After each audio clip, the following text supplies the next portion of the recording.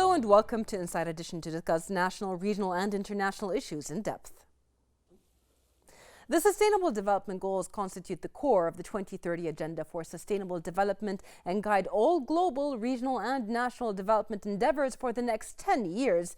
The United Nations Industrial Development Organization, UNIDO, is fully committed to contributing to the achievements of the SDGs while delivering on its mandate to support member states in achieving inclusive and sustainable industrial development, ISID. Since its establishment in 1996, the UNIDO Investment and Technology Promotion Office in Bahrain has been working constantly to achieve those goals in collaboration with various public and private institutions with the aim of facilitating the mobilization of foreign resources to enhance industrial partnerships and cooperation between companies in both the kingdom and other nations.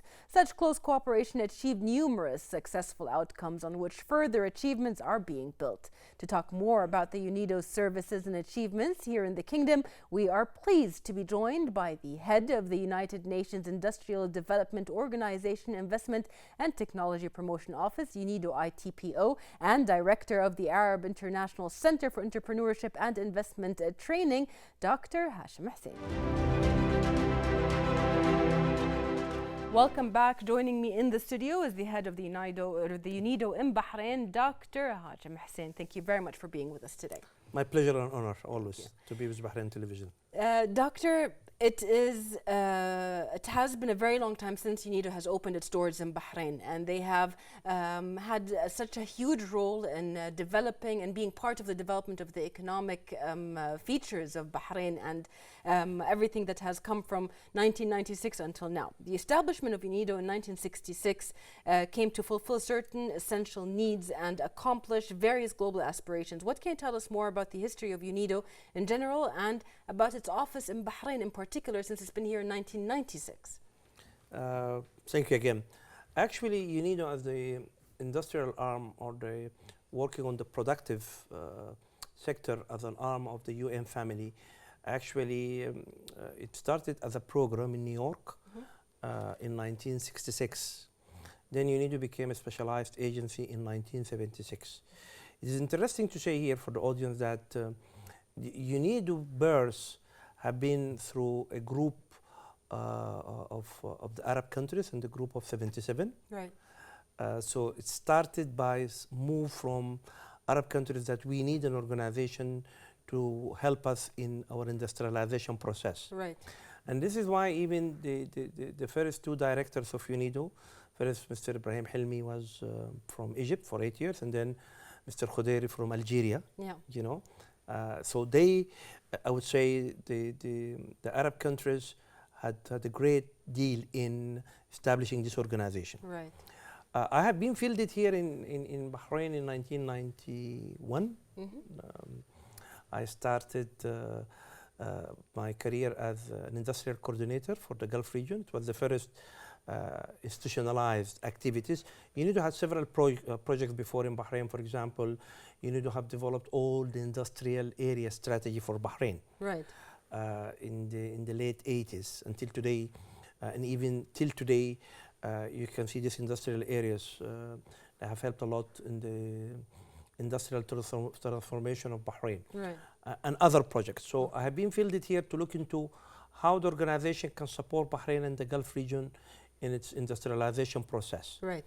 Then I started to specialize within UNIDO because all UNIDO, they have to have an expertise, as well as, of course, all the admin work and so on. I have been specialized in the line of investment promotion. Yeah. So I have been working in mobilization of investment from the Gulf countries, mainly to other Arab and East African countries. Right. Right. Actually, we did quite well in the first few years, and then part of the recommendations, we started to look into how we can serve Bahrain and the region, and we realized the best thing is to open an investment technology promotion office to be part of a larger network of UNIDO. UNIDO has a unique program within the UN.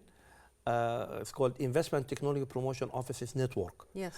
And this is mainly work in supporting and enhancing the ecosystem for the private sector and private sector development. And also they work a lot with the private sector.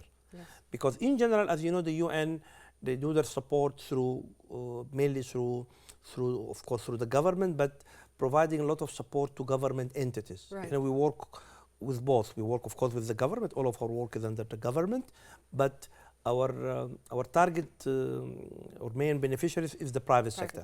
This is why it's quite interesting. Program unique within the UN system. The first office was established more than 40 years back. It was in Japan.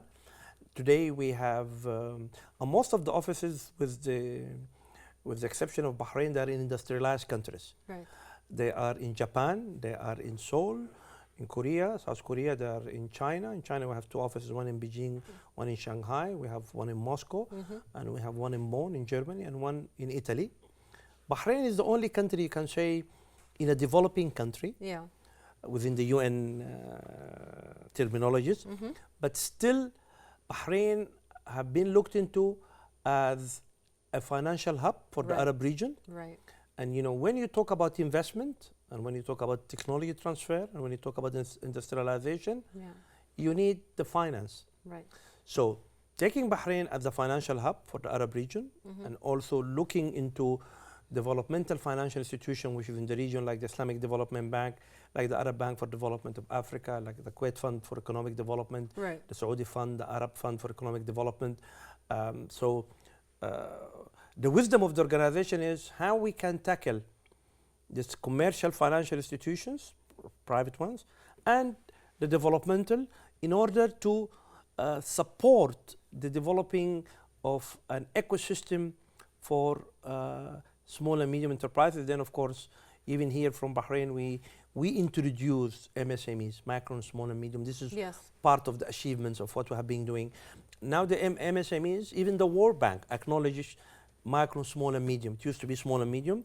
But we have realized here in Bahrain, looking into the region, looking to the Arab countries, and mainly the sub-Saharan African countries, we need also to go to micro businesses. Because there are a lot of especially when you deal with women entrepreneurs, they mainly start with micro businesses. And this is today, during the discussion, we'll talk about how we have evolved and how we developed initiative and program from Bahrain, which then it became a global program. So this is have taken about 2 years of discussion.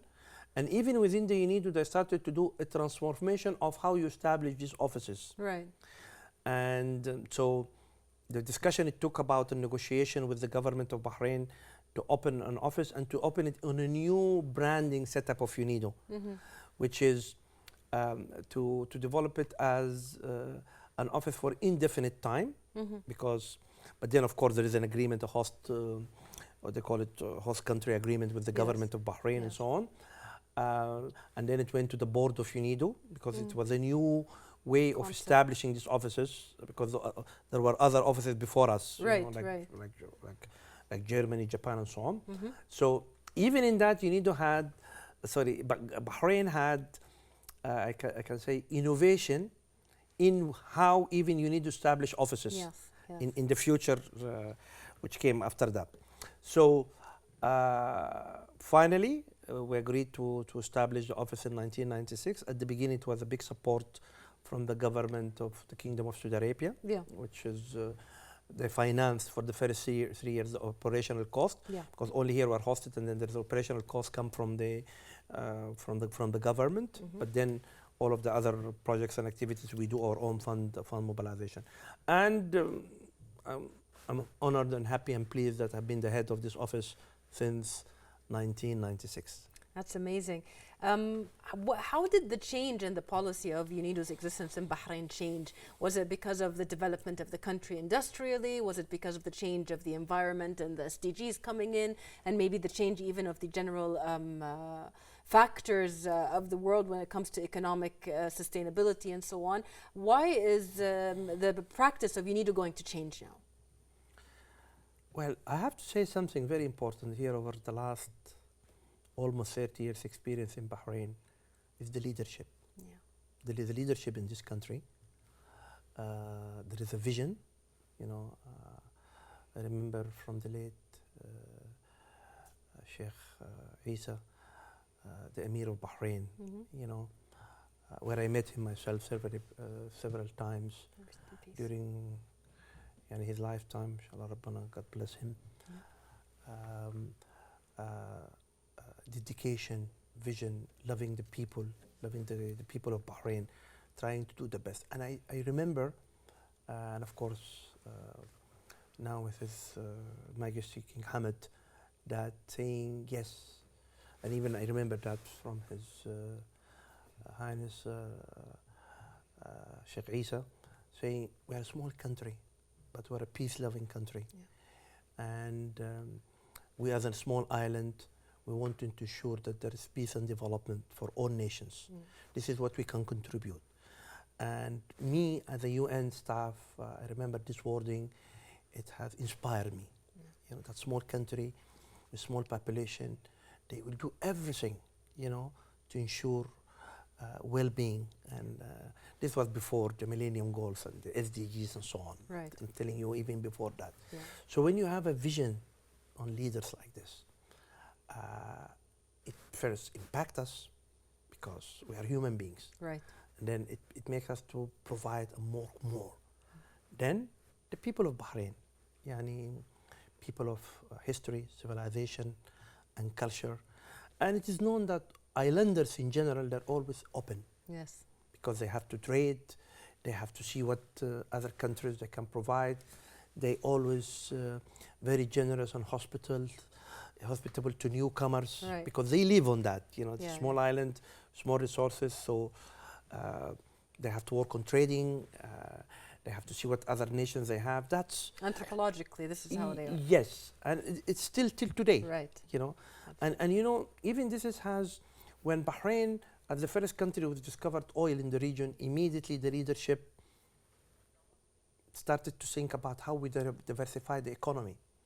And now, as you see, Bahrain became now as a services economy, of course, with other sectors, and then came banking from the 70s until today. Bahrain, you know, is very well known internationally. Right. When it's not just the stereotype of, I don't know, I don't want to mention other countries in the region, but people who are in the banking and the financial sector, they know it's Bahrain. Right. Okay, so from your question, I would say the leadership, I would say the history and the culture, and I would say the people. Yeah. And especially when we started to work and inspire, what we call them today, entrepreneurs in Bahrain. This is all have transformed and have helped us to work as a UN agency and to ensure that there is the right economic development in the Kingdom of Bahrain. Yeah. And the way the UNIDO actually ensures this is by providing certain services and having certain goals which they wish or they hope to see within the people of Bahrain that are assuming these entrepreneurship opportunities. So can you tell us about these goals and services that UNIDO does provide? Sure. You know, when we started here in 1996, I remember that days, we have been working in, one of the things that also, as I said, Bahrain also has helped a lot the UN by developing this office with a new setup, a new status. So we started to work as a service provider for what we call inward and outward investment. Means mobilization of foreign direct investment in cash investment, technology transfer, and know-how, and market outlet from industrialized to developing countries like Bahrain and the region and beyond. Okay, and all of these offices, the other UNIDO ITPOs, which I have just mentioned earlier, they work in mobilization of FDI from their countries to other developing countries. Right. Here we work in both. We work on inward and we work on outward, from the region to other countries. Okay. We were very successful and very unsuccessful. We were very successful in bringing foreign investment in technology transfer, in cash, because for Bahrain, for Kuwait, for Saudi Arabia, okay, for United Arab Emirates, for Lebanon, Jordan, Egypt, even up to Morocco and some also African countries, we have realized a very interesting challenge, which no one have thought this could happen, especially in the Gulf countries where there is economic and political stability. I'm talking to you more than 25, 27 years back. Yeah. We managed to bring investors, okay? But we had a big problem. We couldn't find what we call them local investors. Today we call them entrepreneurs. Yes. You know? At that time. At that time, I'm saying Yeah. in the late 90s. Mm.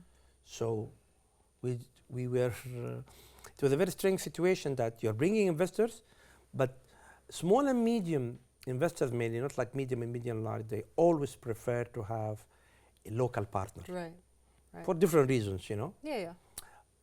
Because they cannot mobilize all the resources and so on. It's They need to easier rely. as a citizen and so on. Yes. Citizen or even a local partner, but an Yes. expat living in that country and so on. Yeah. Right. We couldn't find that. Mm. There was no vehicle, there was no institutional setup which bring and breed entrepreneurs. Yes, you have the chamber, but the chamber mainly established, chamber of course industry, established businesses and mainly were family businesses Right. in Bahrain and in the region. Yeah. You know, so we're not finding risk takers. Right. We call them entrepreneurs. Okay? Of course. And this is on my back, and this is this office have been opened in the developing country with all our my colleagues and partners in other countries. I have to achieve, you know. Then I started talking to the other partners and started to look into. This is what we have. We Right. mobilize foreign direct investment. You know, we're not working on startup or existing enterprises. So, taking my background myself, I studied, taking part of, because this is very important, because what I have, what is my knowledge, what is my That's where your background, expertise comes from. this is what came in, and this is, I had a PhD from University of Nantes in France in international law of the sea, the economic development of resources of the seas, and I have another diploma of a PhD from University of Maryland on international development and conflict management. Okay. And this is what taking me that the development of micro and small businesses is because economic development and peace is two sides of the same coin. Right. So you have to ensure that you are helping people to develop their businesses, that they can be self-sufficient, their families, the communities, and it goes to the economies. That is a background knowledge I had. So when we face this problem, and at the same time, we have been approached by the Minister of Finance, by His Excellency at that time, Sheikh Ibrahim Khalifa. He used to be the chairman of Bahrain Development Bank and Deputy Minister of Finance and National Economy at that time. And then also the Minister of Industry and Commerce, because also they were one of our main counterparts that the bank had been established since the Bahrain Development Bank, early 90s, but the bank had different schemes of finance, but they're not managing to disperse these funds. Right. The Minister of Industry of Commerce, they used to issue at that time, I remember, between 120, 150 pre-licenses. At that time, there were a lot of industrial areas and they want people to invest. Yeah. But what get implemented by the end of the year, maybe 2025. I remember at that time, Mr. Nader Al-Muayyad, he told me, Dr. Hashim, we have a serious problem because we have that land, we have this industrial areas. I'm talking about today. It's completely You're different. talking about the 90s now. Different setups. So we started work with ESCWA, Economic Commission for West Asia, and we looked in developing a thorough study on, and at the same time, this was at the same time, end of the 90s, a lot of countries of the Arab region, they were working to be member of the World Trade Organization, but their concern was what will happen to their SMEs. Because if you're going to leave the trade barriers, what will happen? So we work with ESCWA, and at the same time we had that bottleneck of investment, and we had the bottleneck from Bahrain itself ecosystem. We have finance, we have the Minister of Industry is ready and so on, but the lack of things are not happening. Yeah. The lack of entrepreneurs. So we had to do a scientific study. It took about almost 1 year and a half, 1 year, 18 months with ESCWA. We took 4 countries. Egypt, because it's a big country of population. Lebanon, because it's a country also has a culture. Right. If you compare it to other entrepreneurship and creativity and so on. and Jordan as a country but with limited resources, and Bahrain as still an oil producing country, and our office is in Bahrain. Right. Interesting enough, after we have done that empirical research, the what we have got out that in those four countries with their different economies and different, in a way, ecosystem, we realize the problem is the same: lack of entrepreneurial culture, lack of good programs for access to finance, not finance. Yeah. Lack of institutions supporting startups, and if they're there, they're weak, so they're not doing the right setup. Right. The inexistence of economic infrastructure for startups. Yeah. We're not talking about industrial areas. We have been talking at that time on incubators. Now we're talking about accelerators and so on. Yeah. Of course, we are not talking only about also if we bring the legal environment and so on, so on. And then from that time, we started to say, so what should be done? Yeah. And this is where we started the history of the Bahrain model, which today in the UN is called, very famous, called Enterprise Development and Investment Promotion, where today, 30 years now, we implement it in more than 52 countries, from Uruguay to Latin America. They adopted this model. Turkey, India, China, even countries like China, now even South Italy, and almost all the Arab countries and a big number of sub-Saharan countries. And the number is growing and the interest is growing. The model started to know how we can support, first of all, the ecosystem with the players, the stakeholders in Bahrain. Today, of course, we have Tamkeen, but at that time, there was no Tamkeen. So how should we inspire, young people to be entrepreneurs in Bahrain? To take because the risk. Everyone is looking for a job. I have gone to the university, I've graduated, or even if I'm a school leaver and so on, I want to look for a job. Right. So we have been asked by the Minister of Finance to restructure the Bahrain Development Bank, and we did. Yeah. We brought a number of experts, see why it's not happening, and then we realized there were a lot of conditions, and there were you have to bring a study from your business plan, or at that time we used to call it feasibility study. We changed to business plan from a credible consultancy firm like KPMG or Ernst & Young. It was very costly, but then you have to provide a lot of guarantees. This is, and then at the same time, there were family businesses, agencies, they're not concerned about SMEs and they're not interested. So the risk-taking environment was not there. Right. So we did that. So we developed a partnership with the Ministry of Industry and Commerce, because this is actually, the commissioning came from the ministry that let us do something, let us work on developing a strategy for small and medium enterprises in Bahrain, and then we realized that we have to bring micro, so we put micro, so it became micro and small and medium. And then we started building on that. As I told you, we realized when we did the study what are the problems and the difficulties, from culture to support institutions, financial and non-financial, and we started to build on that. Right. Of course, we could have never succeeded in Bahrain, because if there is no leadership, a vision, and organs, I mean mainly government bodies and private sector and NGOs. Right. The ecosystem in Bahrain, UN agencies were all over the world, but I'm talking from a point of Bahrain. Mm-hmm.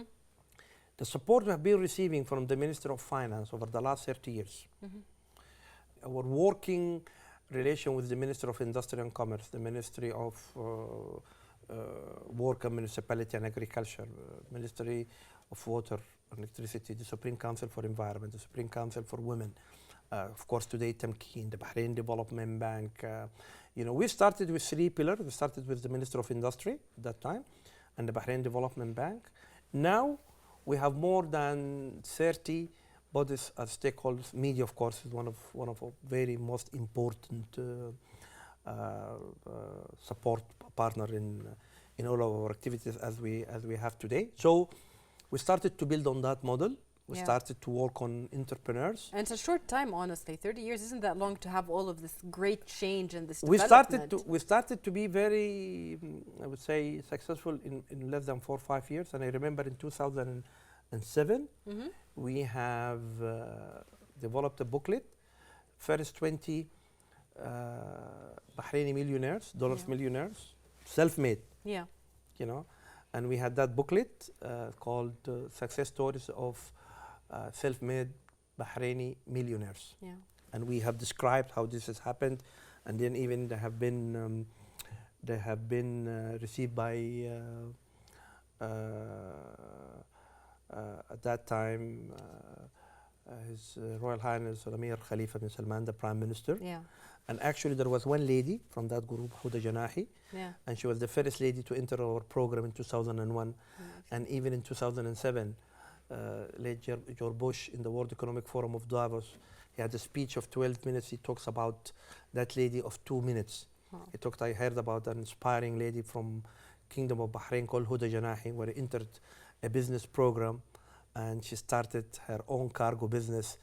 And today, at that time, she had about $2 million of accumulation of wealth. And today, alhamdulillah, Huda Janahi became the first world leader entrepreneur. Remarkable. Been nominated by all UN agencies in the celebration in Vienna. So, in a period of, I come back again, leadership, vision, support institutions from government, and the people, Yes. where we're investing in. Yes. Well, you mentioned the support from institutions within. How do you value these cooperations that you have within institutions from inside Bahrain and outside, and supporting and positively aspiring these goals? If I start from Bahrain, I remember our Director General, Mr. Lee Yong, visited Bahrain here in the first year when he took the term in UNIDO, and he visited Bahrain in 2015 during the World Economic Investment Forum, this is one of also a big success to Bahrain. If you go to the UN, and especially if you go to the UN Secretariat, and you talk about the Bahrain model, everyone knows what is the main Bahrain model, because at that time also the UN was working and looking into how to ensure youth is part of the development, how to create jobs, And then in 2009, actually, the Bahrain model have been nominated as one of the best models by the UN for economic development and job creation worldwide in 2009. This has been reported and documented. In 2013, where Bahrain have hosted the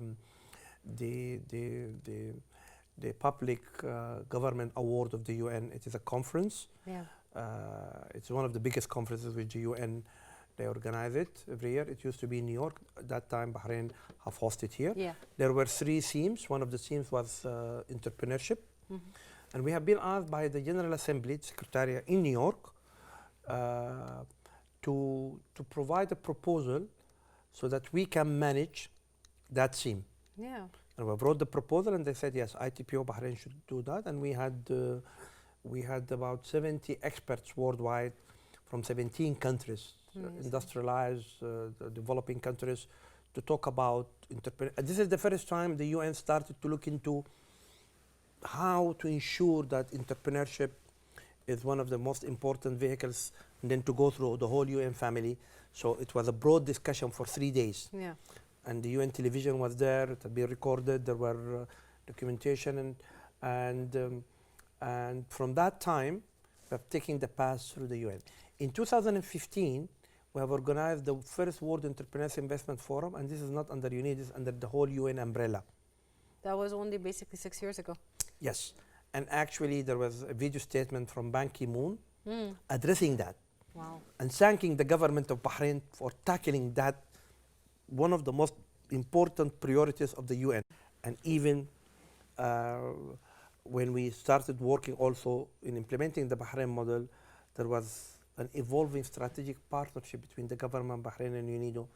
And then, especially with his vision, His Royal Majesty, King of Bahrain, when in the economic restructuring of the country, where he insisted that the economic apparatus of the country has to make sure that the young generation of Bahrain, they take part of it and they take the lead. Right. This was very inspiring, And this is also what we have documented and what we have been working in. Yeah. So I remember in 2015 when our Director General visited Bahrain, to inaugurate the World Entrepreneurs Investment Forum, he had a session of more than 1 hour 40 minutes with His Majesty the King. Yeah. Till today, in every meeting, in every discussion, in the UN General Assembly, he meeting presidents and so on, our Director General, he always say, I had never seen a leader, I have never seen a king. And this is, he said it publicly, Yeah. like the vision of the King of Bahrain, how to economic development and how to empower youth and how he loves his people, you know. So this is why in 2016, during the 50th anniversary, now I'm coming to the achievements quickly, Yes. because of the time limitation. During the 50th anniversary of UNIDO, Yeah. 1996, the UNIDO have celebrated the 50th anniversary and has celebrated 20 years of achievement of the office of ITPO Bahrain at the same time. There were presidents, there were ministers of industry worldwide, there are other directors of UN agencies, private sector, big corporates, And for the first time in history, you need to, UN also always they have awards. They have awarded the King of Bahrain and acknowledging his vision on youth and women empowerment. Yes. Okay, and even the exhibition of 50 years of achievements of UNIDO worldwide. Mm-hmm. The DG and the board of directors decided that Bahrain to be the guest of honor, and they have requested His Excellency Zayed Rashid Zayani, the Minister of Industry, Yes. and Sheikh Faisal bin Rashid to be with the Director General to cut the ribbon with the presence of all of these dignitaries. Okay, and the official lunch for the VIPs, it was hosted by the Bahrain model, where we had about 9 chefs, Bahraini chefs. They cooked for 450 dignitaries at the UN restaurant and kitchens. Okay, and we have been awarded by the Director General. Also, for the first time, the Director General award on ITPO. We have been awarded by Momentum and the speech of our 50 years achievement. And I will come back when I said when we have opened the office, we had to ensure that we're making good partnership with financial institutions. The whole event has been sponsored by BADIA, the Arab Bank for Development of Africa. Mr. Yusuf Al-Bassam, the chairman himself, he was there. And he was the guest of honor in that speech, and he talked about ITPO Bahrain and how the region have been privileged and financial institutions have got a lot of support, and of course vice versa, we provide the support and they have provided us support, and this is always translate all of this achievement. At the same time, we have launched the first time a booklet called Invest in Women. This was a program started by Ban Ki-moon by investing in women and girls, and we had 20 success stories from China, from Sierra Leone, from Kenya, from Sudan, of course from Bahrain, from Saudi Arabia, from Kuwait, from Lebanon, from Egypt. And these women, they were there in that exhibition, the whole in the pavilion of 3 days, and they have been there and they've been talking to presidents, to ministers, talking about the Bahrain model, talking about the vision. The award have been received by His Royal Highness Prince Salman bin Khalifa, the Crown Prince, on behalf of His Majesty the King. And there were 170 from the delegation of the Bahrain model worldwide.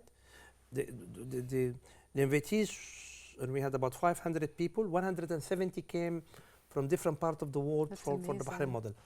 The launching of the celebration was on a session on women empowerment, which was moderated by Zainab Badawi from BBC. And we brought top-notch women leaders from different parts of the world. They talked about how to empower women, but the core of that was the Bahrain model, because the Bahrain model have done a lot in. It was a game changer. Absolutely, Yeah. on economic empowerment of youth and women. And then here, goes back and translate all our partnership with the, and here I also have to highlight the phenomenal role have been played by Her Royal Highness Princess Sabika bint Ibrahim Al Yes. Khalifa in empowering women in Bahrain and an image worldwide, you know. Absolutely. And this is why you see in even that short period, well, I would say the jewel was there on the Bahrain women, but how we bring them out. Yeah. You need leadership. Yes. So I've talked about the king, I've talked about, of course, about the prime minister in his daily work with the UN, supporting the UN agencies. Absolutely. Of course, His Royal Highness the Crown Prince in making sure that everything is on the spot, and Right. and to ministers, to NGOs, to youth, and so on and so on and so on. Yes. So I come back again. This is the leadership and so on. Yes. So all of this achievement didn't come from nothing. Right. It came from leadership, it came from vision, it came from history, from civilization, and from people, the people of Bahrain. Yes. Well, one of the highlights of our leadership here in Bahrain and the things that have been taken into consideration and how to move forward, the whole world is now battling a very fierce and unprecedented pandemic, the coronavirus, the COVID-19 pandemic. And in line with the global fight to deal with and overcome the coronavirus challenge, the UNIDO also works on ensuring that the recovery focuses on building inclusive and sustainable economies that are more resilient in facing pandemics and many other global changes. What can you tell us more about that response specifically here in Bahrain? You know, of course, as I said, all what have been in Bahrain, it also gives us a huge responsibility to ensure that Bahrain always is in the forefront when you talk about the global issues. Yeah. And I tackled and I said very seriously, and I talk about figures and documents. We're not just doing stereotype or just talking a general promotion. We're in the UN, so we are neutral, we're objective, and we say what is right. Right. And always also we say what is wrong. Totally. So, of course, with that unprecedented in my history time to see what have been happening, how fast, you know, Bahrain responded. First health-wise, yes. And from the first day, even the WHO have rated Bahrain as one of the countries which they have. What are we seeing in other countries? Of course, we cannot mention names, but it's the preparation. Yeah. The leadership was ready. Right. You know, His Royal Highness the Crown Prince was working with the different line ministries, the NGOs, to prepare the right plan. Okay, and this is what have happened. Yeah. Yeah. You know, till today, well, of course, we have to apply social distances, distancing, you know, masks and so on. We have to make sure that all communities here are safe and so on, Bahrain, Right. which is not an easy job. No, it's not. But there is something very important, you know. There are two things when you talk about the COVID-19, a little bit health-wise. You talk about the numbers, and very sorry, The death rate. the death rate. Yeah. Bahrain, one of the lowest Yeah. worldwide. Yes. You know, even if you compare the number of People always say they're per capita and everything, but that's the point. It's one of the lowest, even if the per capita is smaller than other countries, but they have really. So there affected- is a very clear reason. Right, You know? exactly. How did the UNIDO contribute to keeping the economy safe and protecting it during this time? Sure. So first of all, we have to make sure that everyone is safe. Yeah. But then we have to work on the other side, economic development. Right. That's and now you see Sustainability of and now you see a lot of countries they're opening up for economic development. But from the beginning, if I talk from UNIDO, we started to work immediately online activities. We're the first in the whole UNIDO that we started to work online with our interpreters, because we couldn't leave them behind. Right. Because we started to get calls, you know, stress, you know, because the business is going down. Right. And even before Tamkeen, which they did a great job bringing their support, financial support, we started to communicate with the entrepreneurs. Right.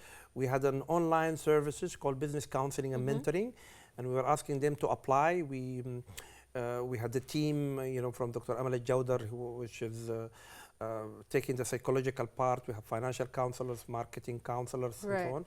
And the whole team, we started to work with the entrepreneurs to ensure if they have problems and difficult. And we did a lot to ensure also taking them to get right guidance. I'll give you several examples. We have one of the entrepreneurs, he had a labor camp, and he wanted to ensure that there is no conjunction or jamming in the labor camp, what they should do. So we have contacted the Minister of Health, we have contacted WHO, and we solved that problem. There were other problems, other entrepreneurs, they were support to export some of their products, how they should do that, because we have closed. And. Solutions for we're these not problems. talking about just finance. Finance then, because this is the role of Tamkeen. Logistics, preparation, how we can go beyond Bahrain, health issues in some entrepreneurs, chefs, they have a lot of restaurants and so on. So even to inspire that, we have developed a video tape called Entrepreneurs Resilience during the COVID-19. And we have shown that how entrepreneurs working from home, they have still been functioning. Like Sania Bilal, for example, have fresh cress juice at the Bahrain Business Incubator. Hadi Diwani, who has Boxit, he has more than 10. Nawal Al-Sabbagh, who has chocolates, and so on. Mahmoud Abdul Samad, who has Ribs Gym, how we have been working, doing a lot of online activities. We have shown that economy there. This was very good to inspire other entrepreneurs. Even when we have shared it with the UN Media Communication Center in New York, they were inspired. Even in UNIDO, they were inspired that. And this was in the first, I would say, this was in mid-March, we started doing this. We started immediately now working with Tamkeen also on different program services. We have been working on a very interesting and new program with the Minister of Education, is on entrepreneurship and innovation, and this is the first time something like this also program to be in the Arab countries. We started this program 2 years back. Well, we have a program with the Ministry of Education more than 15 years on entrepreneurship. This is a program curriculum we have developed it with UNESCO. We have been applying it for the vocational and commercial schools. Then we started applying it for secondary school, because why? Inspire, enhancing the entrepreneurial culture even at the educational level. So 2 years back we started it, we added innovation. Okay. And we had 8 from each governor, 1 girls, one boy school, secondary school. It was a pilot program. It was very successful. It still is. Yes, and the minister himself, he requested and he instructed that to be provided in all Bahraini schools. So in the school year 2019-2020, also celebrating 100 years of education in Bahrain, we had to ensure that innovation, it became a very important program within the schools. I come back again, inspired by the people of Bahrain and even this young generation. And actually even His Majesty the King, in the opening speech, opening the parliament, he have mentioned and instructed all ministers to ensure that Bahrain is in the forefront of the digital revolution and the industrial revolution, and that innovation should be the future of Bahrain. So, alhamdulillah, it came at the same time. We're talking about 100 years bringing innovation, and even the vision again of the king. You see, we're talking about the economic restructuring that have been giving us that boost. Now we're coming back again in remodeling or enhancing our model by bringing innovation. Inshallah, in few years' time, we will show how this will work. Although there is a pandemic, it's still. The pandemic. Well, we started, of course, before the pandemic, but I'm going to give you a very small tip about the pandemic, what have happened. So we have to train first school teachers. We have more than 360 school teachers that have been trained on the Bahrain model. They're being certified, and even their credit hours has been certified by the Minister of Education. Then the pandemic came. Okay, we were in the middle of the final schools.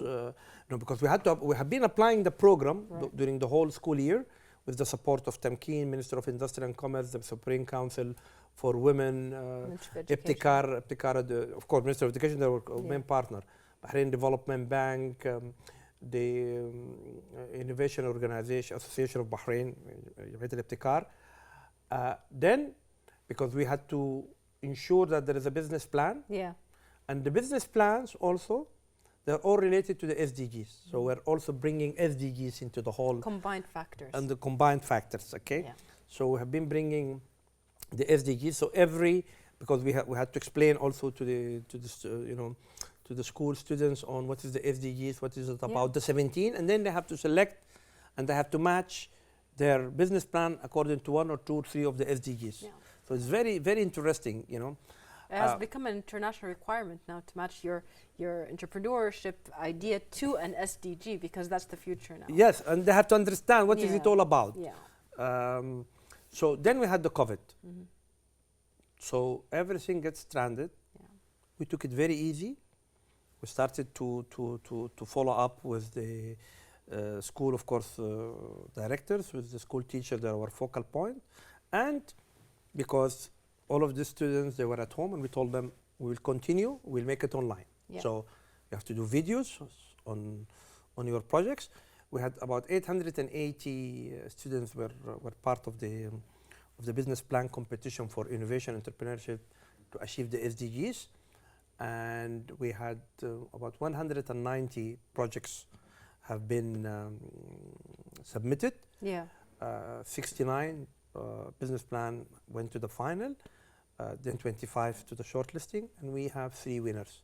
Wow. There were 2 juries, one jury, first jury of UNIDO's business counselors, where they have shortlisted the 25, and then there was a jury composed from the Minister of Industry and Commerce, Tourism, from Tamkeen, from Ibtikar, the Innovation Association of Bahrain, and a number of entrepreneurs, and UNIDO team, where they selected 3 projects. Yes. One of the projects was from Al-Hid Girls School, was related to COVID-19, the first winner, which was being announced last Thursday. Yeah. It is there's a pad to be installed on the mobile, but it is a sanitizer. Yeah. Because we want them to think out of the box. Right, right. The idea is, because the mobile phone is always with you. Yeah, yeah. Okay, and you always want to sanitize every time. So that this pad, it gives you, for example, 24 hours or 48 hours, it depends. Right, right. And then you take it and then you put another one. Innovative for the moment. Yeah. Of course, even when we have sent it now to UNIDO, they got inspired, and now they are asking all the UNIDO ITPOs to look into this project, because you need R&D, you need to bring the stereotype. Right. It is an idea. Right. It's a very interesting idea, because of course now we have to look into the patenting, we have to make sure that it's been patented legally and so on and so on. Of course. So, and then what we have been telling them, they all win. They're all winners. Yes. Because we are seeding innovation, entrepreneurship on them. It's not who have won, because of course we have to be also, there should be competition and so on. We have 3 winners, but everyone enter this program is a winner.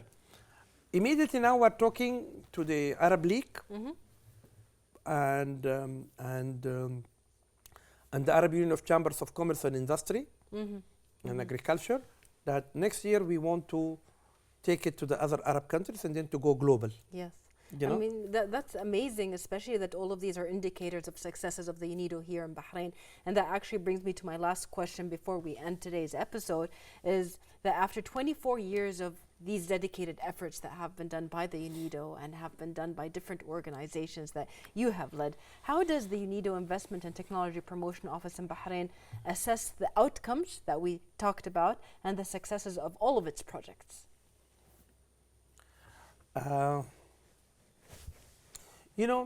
If you look into the SDGs, the 5 Ps, okay? Okay. And on the 5 Ps, it talks about people. That's the most important. Everything we're talking about planet, we're talking about peace, we're talking about prosperity, but it comes back to people. Yeah. The well-being of people. Right.